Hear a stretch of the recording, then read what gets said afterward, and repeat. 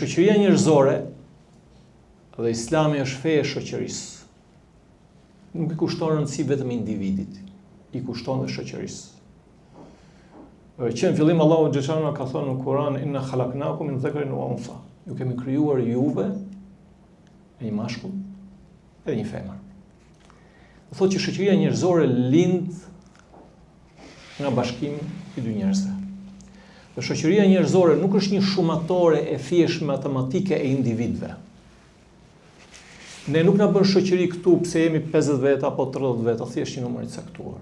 Na bën shumë më tepër se kaq. Nëse ne hypim në autobus, në tren, në avion, apo jemi diku në rrugë, në një shesh, mund të jemi qindër më mirë aty.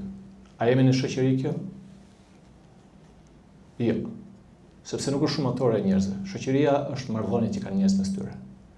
Besimet e përbashkëta që ata kanë, parimet e përbashkëta që ata kanë, institucionet që e përbashkëta që kanë.